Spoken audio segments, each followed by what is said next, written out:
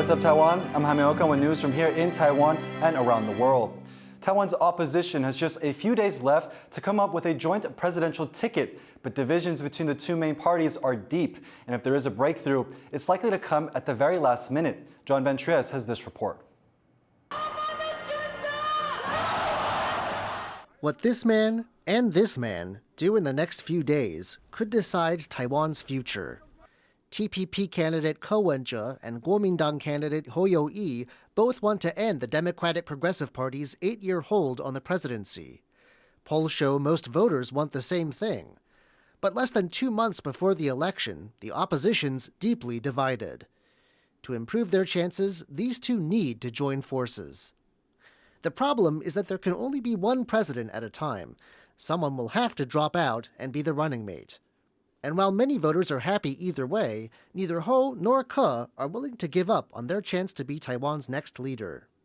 The two have agreed to use opinion polls to decide who should drop out, but still disagree on the details. 国民党不止让了3次，统计误差范围内，这就是一个科学，不是侯友宜说的算，也不是柯文哲说的算。Ke, in particular, looks set to hold on, no matter what. 我不会违背民意，我也不会背弃你们。为了终结人民的痛苦，我会释出最大善意，团结一切可团结的力量。但是，我会继续用台湾民众党总统候选人的身份拼战到底。 Time's quickly slipping away. Candidates only have till Friday to formally register. The Kuomintang has suggested Wednesday as a deadline for deciding a joint ticket, but such dates have come and gone before. If a joint ticket comes together, it will be at the last second. And if not, polls show a tough road ahead for a fractured opposition. Chris Ma and John Van Trieste for TaiwanPlus. To find out more about what went wrong in the deal between Taiwan's opposition parties, our reporter Ed Moon spoke to political analyst Courtney Donovan-Smith. The potential deal between Taiwan's largest opposition parties for a joint presidential ticket has fallen through. Can you explain to us what happened and why the deal fell through? During the negotiations, Ko Wen-je of the Taiwan People's Party, he told his Kuomintang counterparts that he would accept anything within the margin of error of 3% on opinion polls, that he would give the points allocated to Hou Yu-ih of the Kuomintang to become the candidate. Now, that was interpreted differently by both sides. He interpreted that as meaning plus or minus 1.5% on the opinion polls that were accepted by both parties. The Kuomintang accepted this as plus or minus 3% on the opinion polling accepted by both parties. In the end, of the opinion polls accepted by both parties, according to Ko Wen-je's definition of it, it turned out that they came out at a tie, and the Kuomintang's interpretation of it came out that Hou Yu-ih won 5-1. Do you think there's any chance that the two parties could still combine? What hurdles are there to another deal? Well, Ko Wen-je yesterday said that he was going to run to the end as the presidential candidate, which means that he's not going to tie up with anybody else as a vice presidential candidate or as any kind of partner. He had faced a lot of pushback from within the party before, because he had previously pitched the party and himself as beyond pan blue or pan green, meaning that he was something different than the KMT and the Democratic Progressive Party. Now, at the end of the day, if he wins the presidency, and there are still possibilities and routes where this could happen, I do think that he might try and form a coalition government of some kind in the end. If there's no deal, what does it mean for the race going forward? The KMT is still definitely has a chance to make big gains in the legislature, and I think they're going to focus on that. And I believe that Party Chair Eric Chu is focused very strongly on that. I think all eyes right now are on what Terry Go is going to do. He hasn't been releasing his schedule to reporters for quite a while now, so it looks like he may drop out, but you never really know for sure because he's a mercurial personality. So we have to kind of wait and see what he's going to do. There's still a remote chance that something may happen between the KMT and the TPP, which could also reduce the numbers in the race. My guess is that it will be a 3 or 4-way race. That was our reporter Ed Moon speaking to political analyst Courtney Donovan-Smith. Now, Vice President Lai Ching-te of the ruling Democratic Progressive Party says Xiaobi Kim will be his running mate in the 2024 presidential election. Lai made the announcement on Facebook, but a formal reveal is scheduled on Monday. Xiao resigned from her post as Taiwan's representative to the U.S. earlier the same day. She had held that position for 3 years. Xiao is back in Taiwan after attending the APEC summit in San Francisco. Medical workers in Taiwan are demanding improvements to working conditions, saying the government is looking at temporary solutions to an institutional problem. Tiffany Wong has this story.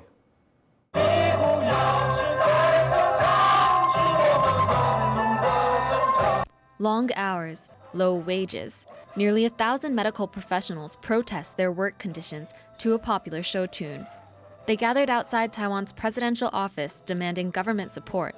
Thousands have left the profession in the past year.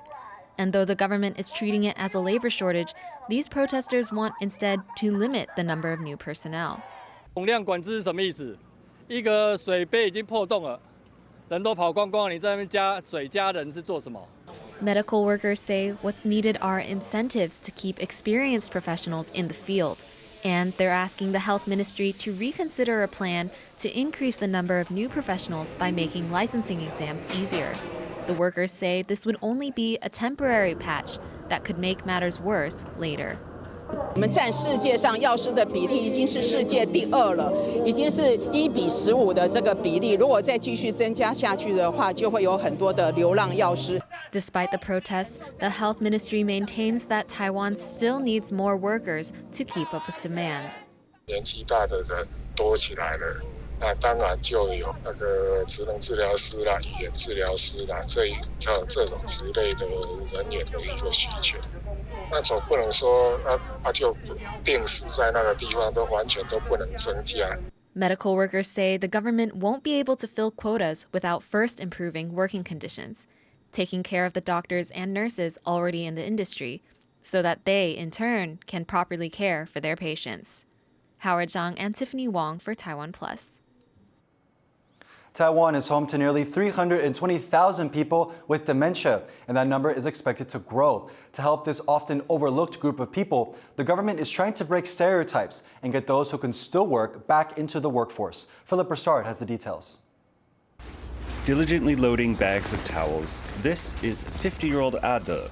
As recently as 2022, he was still working as a manager of a tech company. But after 2 decades of service, he began forgetting things and becoming more and more depressed. Eventually, he was forced to leave his job. In March this year, he was diagnosed with mild dementia. However, that did not stop him from finding work, with the help of a job center in Taiwan. In September, Ade began a new job at a towel factory. 就街之外這個工過不太有些做我冇啦係，這是我工咧都做開頭啦，後悔做咗做不了，別辦法。 Ade is satisfied with his new job, but to get it, the job center had to train him first. In 2021, Taiwan's labor ministry began a program to get people with dementia back into the workforce.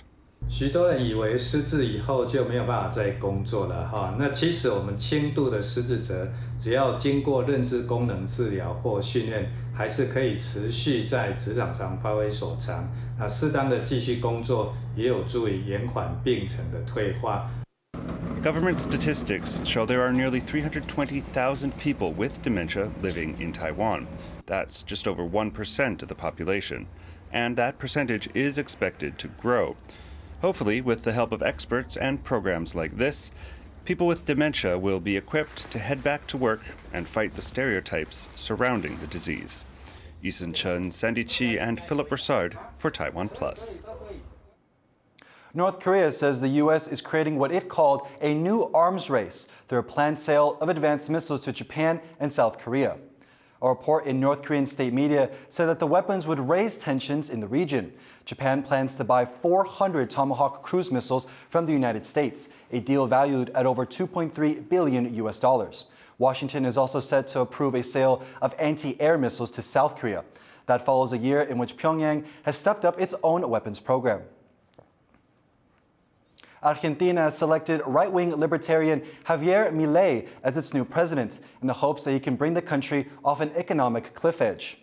Milei claimed the win with 56% of votes, compared with 44% for his rival, Economy Minister Sergio Massa. The president-elect says he will overhaul the nation's economy by slashing spending, ditching the peso, and shutting the central bank. It comes as Argentina faces triple-digit inflation, a looming recession, and rising poverty. Milei pledged a new political era and invoked the name of an Argentine political thinker. Hoy se termina la idea de que el Estado es un botín a repartirse entre los políticos y sus amigos. Hoy se termina esa visión de que los victimarios son las víctimas y las víctimas los victimarios. Hoy retomamos el camino que hizo grande este país. Hoy volvemos a abrazar las ideas, la libertad. Whales and dolphins have been beaching themselves on Taiwan's shores in record numbers. In 2020 alone, nearly 200 were stranded on land. Our reporter Sandy Cheap explains why. A baby dolphin struggling for its life on the beach. A heartbreaking scene, and one that has become more common on the shores of Taiwan. Taiwan's oceans are home to nearly 30 species of whales and dolphins. That's 1/3 of all species on Earth. But over the past 10 years, the number of these marine mammals stranding themselves on Taiwan's beaches has doubled. The latest incident happened in northern Taiwan this September. Beaching is deadly for these creatures. Less than 1/3 of beached whales and dolphins are found alive. Experts say there are several reasons behind these tragedies. 可以分为就是自然因素跟人为因素嘛。那自然因素大概有15%到20%的几率是因为疾病而死亡的，每一年大概也有20%到25%的鲸豚死亡个体是因为渔业活动的关系。那5%左右会有的个体，所以身上会出现一些异常的骨裂啊，或体表有螺旋桨切割痕。Before 2015, fewer than 80 animals were found on Taiwan's beaches each year. But that number started to climb in 2016, reaching 94. It peaked in 2020 at 160. 那2016年是离岸潜力风场公告后的年份。那在苗栗地区，2016年以后的搁浅数据比2016年以前多了83%。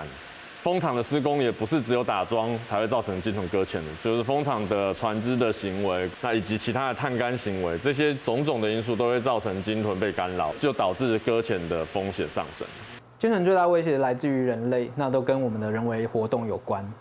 The death of a few individuals may not seem like much compared with the estimated 2.2 million whales and dolphins on Earth. But these deaths can have an outsized effect on the planet, especially when it comes to climate change. 有国外的学者就是说，一只大型的鲸类大概可以等同于应该是200万美金的一个价值。这个学者他们在换算的过程当中的时候，其实是把生态系也考量进去。Experts say one large whale can absorb 33 tons of carbon dioxide each year throughout its life. That's about as much as 3 hectares of forest. And all this carbon stays in the ocean when they die. Their dead bodies sink to the seafloor, where they provide food for other organisms. The World Cetacean Alliance says it's important for the health of the ocean and our planet to restore whale populations. Some may say a whale's life is worth exactly $2 million.